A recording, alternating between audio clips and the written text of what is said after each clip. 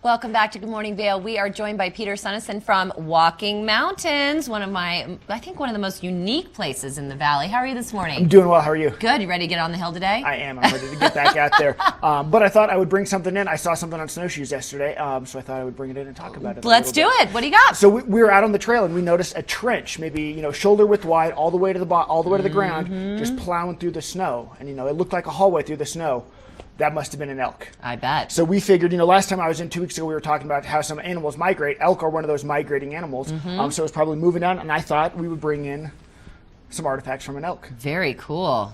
Pretty large. So what's really cool about elk antlers, I don't know if you remember 2 or 3 years ago when the Baltimore Ravens were in the Super Bowl, Ray Lewis got in trouble for some deer antler spray. And what he was doing, the tissue, the cells that are responsible for antler growth are some of the fastest multiplying in the world. Really? So they can grow about an inch every day for 3 to 4 months. Wow. Until they finally reach maturity. And a full-grown, a 10-year-old bull elk will have a 40-pound rack. So Let me hold this thing. Okay, let's see.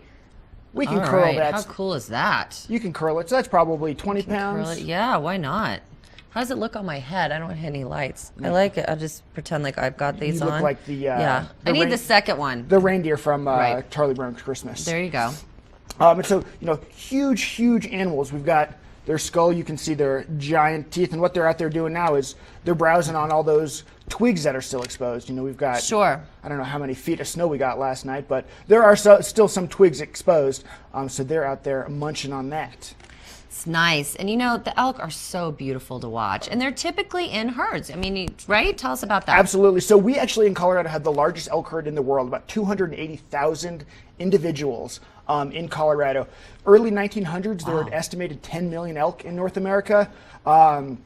As 1910, kind of after settlers came across, down to under 100,000, and now there are about 1 million left in North America, with Colorado having the biggest herd. And how many do you think we have here in Eagle County? Do you know? I know I'm asking the tough questions. Great question. A lot. We've got tons and tons of protected space. We've got the Eagle's Nest Wilderness, Holy Cross Wilderness. So there's all kinds of habitat for them. And then you notice, in the spring they have those closures up on Vail Mountain for elk calving. Elk will return to the same aspen stands every year to give birth. And so that's why we kind of have those protected areas up on Vail Mountain that are closed for that elk birthing season. Now tell us what else we're doing at Walking Mountains, because there's a lot of activities going on over there. So we are in full swing with our winter programming.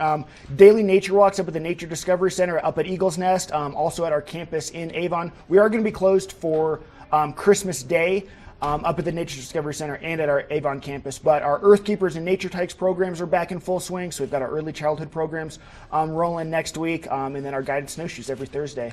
So if you're looking for more information, you can log on to walkingmountains.org. You can also give them a call. Give us your number again. 970-827-9725. Give them a call. Log on. This is such an opportunity, whether you're a local or a visitor. So cool to go there. All the schools get to go during the year, and they have such a good time. But this is really an incredible experience, especially if you're a visitor, to find out more about what's going on. And I highly recommend the Nature Center. It's right by Adventure Ridge. So maybe you're there doing some activities, or they give you a quick, sometimes they have lines or whatever. Take the kids over. I love the Nature Center. It also gets you out of the elements for a few minutes. Bring them in, warm up for a little bit, play with a lynx fur, get to meet a bobcat, something like that. So cool. Thank you so much, Peter. Have fun on the hill today. Thank you very much, and happy Wondering holidays. What's happening with the weather? Tricia Swenson's got the information for you right now.